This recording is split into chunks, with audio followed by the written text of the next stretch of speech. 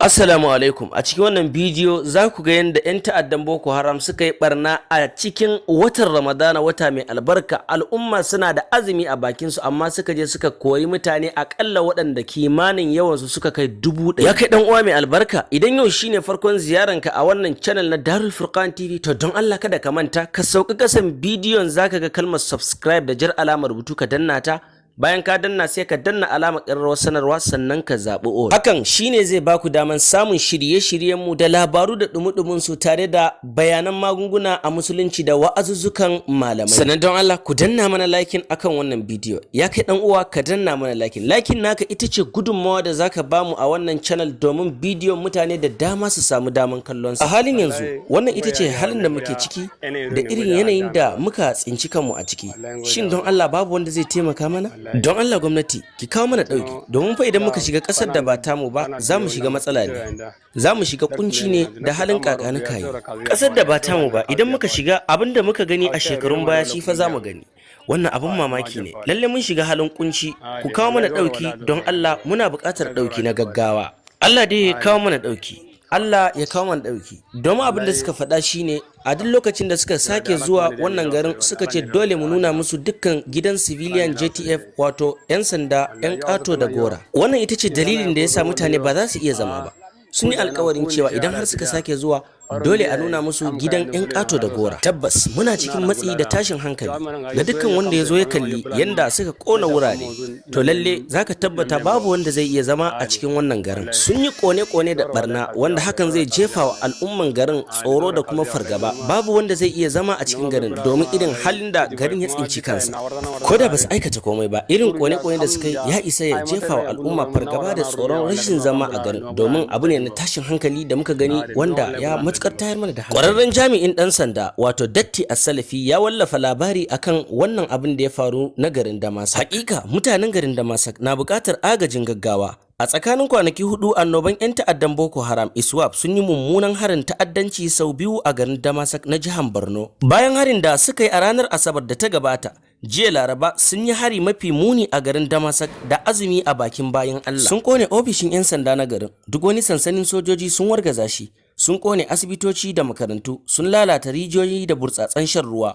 Duk wani abu mai mafi muhimmanci da amfani 'yan ta'addan nan sun lalata shi a jiya. Sun kashe jami'an tsaro, sun kwashi manyan makaman sojoji da motoci suka tafi da shi sansanin su na ta'addanci. Jaridar Daily Trust sun ce akalla mutanen Damasak sama da 100,000 suka yi gudun hijira zuwa kasar Niger domin neman mafaka a dalilin harin da 'yan ta'addan Boko Haram suka kai musu a jiya. A yau mai girma gwamnan jihar Borno Farfesa Babagana Umar Zulum Khadimul Umma tare da tawagarsa da kayan abinci ya nufi garin Damasak domin ganewa idansa ta'addancin da ya faru. Alal haƙiƙa mutanen garin Damasak suna matukan buƙatar taimakon gaggawa na addu'a daga gare mu. Idan muka lura, kafin shugaba Muhammadu Buhari ya sauke su Janar Buratai ana ta cewa laifinsu ne, wai sun gaza, gashi an cire su an kawo sabbi, babu wani abin da ya canza sai ma karuwa da yayi. Janar Buratai ya ce nan da shekaru 20 masu zuwa za a ci gaba da fama da ta'addancin Boko Haram. Jama'a ina matsalar take, kuma laifin waye, sannan su waye za su iya gyarawa. Ina jiya mana tsoro idan shugaban Muhammadu Buhari ya kammala wa'adin mulkinsa, masu zaginsa su dawo suna cewa gwanda mulkin Buhari akan mulkin wannan lokacin. Ga cikakken bidiyon Farfesa Babagana Umar Zulum a lokacin da ya kai ziyara a jiya Alhamis zuwa garin Damasak.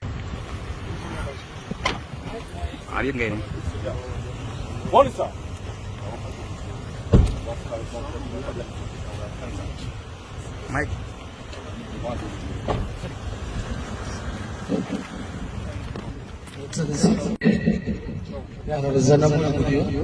District head of the local government. District head of the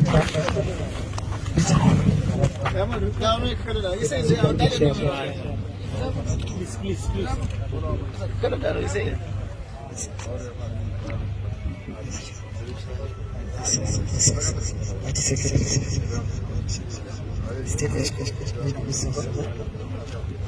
Education secretary. Thank you.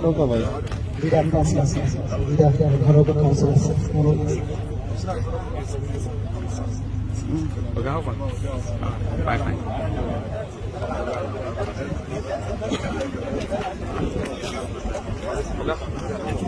lallai mu dage da addu'a domin Allah ya kawo mana ƙarshen wannan fitintunu da ta'addanci da take addabar mu. Ya Allah ka zaunar mana da ƙasar mu Najeriya lafiya. Ya Allah ba don halin mu ba mun tuba. Ya Allah ka kawo mana ƙarshen wannan ta'addanci da ta'addabe mu ta kowane fanni.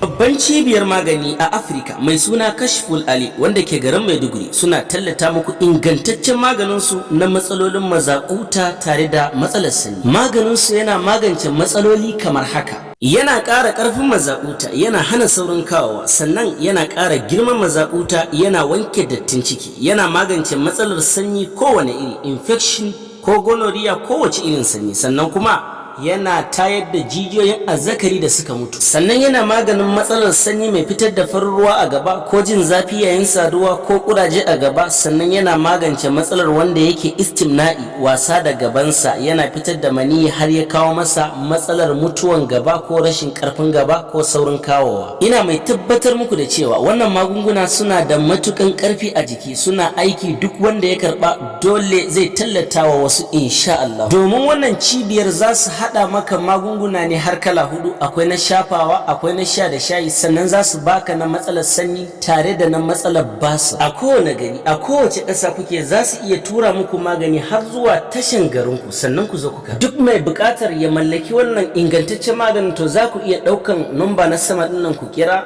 ko kuma ku ɗauki namban ƙasar nan ku yi magana ta WhatsApp. Insha Allahu za ku same su a ko'ina kuke. Babban cibiyar magani a Afirka mai suna Kashful Ali wanda ke garin Maiduguri suna tallata muku ingantaccen maganinsu na matsalolin mazaƙuta tare da matsalar sanyi. Maganinsu yana magance matsaloli kamar haka. Yana ƙara ƙarfin mazaƙuta, yana hana saurin kawowa, sannan yana ƙara girman mazaƙuta, yana wanke dattin ciki, yana magance matsalar sanyi kowane iri, infection ko gonorrhea kowace irin sanyi, sannan kuma yana tayar da jijiyoyin azzakari da suka mutu, sannan yana maganin matsalar sanyi mai fitar da farin ruwa a gaba ko jin zafi yayin saduwa ko kuraje a gaba, sannan yana magance matsalar wanda yake istimna'i wasa da gabansa yana fitar da maniyyi har ya kawo masa matsalar mutuwan gaba ko rashin karfin gaba ko saurin kawowa. Ina mai tabbatar muku da cewa wannan magunguna suna da matukan karfi a jiki, suna aiki duk wanda ya karba dole zai tallata wa wasu insha Allah. Domin wannan cibiyar za su haɗa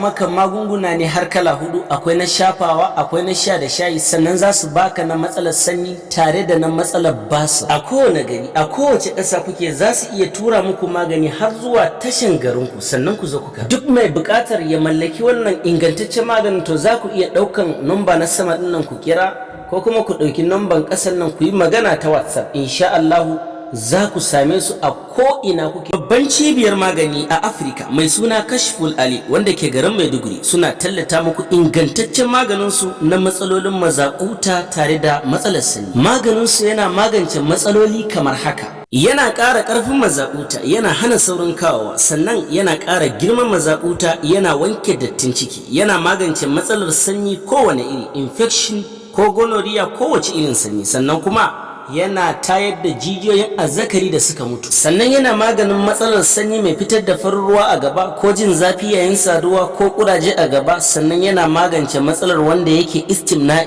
wasa da gabansa yana fitar da maniyyi har ya kawo masa matsalar mutuwan gaba ko rashin karfin gaba ko saurin kawowa. Ina mai tabbatar muku da cewa wannan magunguna suna da matukan karfi a jiki, suna aiki duk wanda ya karba dole zai tallata wa wasu insha Allah. Domin wannan cibiyar za su haɗa maka magunguna ne har kala hudu, akwai na shafawa, akwai na sha da shayi, sannan za su baka na matsalar sanyi tare da na matsalar basa. A kowane gari, a kowace ƙasa kuke za su iya tura muku magani har zuwa tashin garinku, sannan ku zo ku karɓa. Duk mai buƙatar ya mallaki wannan ingantaccen maganin to za ku iya ɗaukan namba na sama ɗin nan ku kira, ko kuma ku ɗauki namban ƙasar nan ku yi magana ta WhatsApp. Insha Allahu za ku same su a ko'ina kuke. Babban cibiyar magani a Afirka mai suna Kashful Ali wanda ke garin Maiduguri suna tallata muku ingantaccen maganinsu na matsalolin mazaƙuta tare da matsalar sanyi. Maganinsu yana magance matsaloli kamar haka. Yana ƙara ƙarfin mazaƙuta, yana hana saurin kawowa, sannan yana ƙara girman mazaƙuta, yana wanke dattin ciki, yana magance matsalar sanyi kowane iri, infection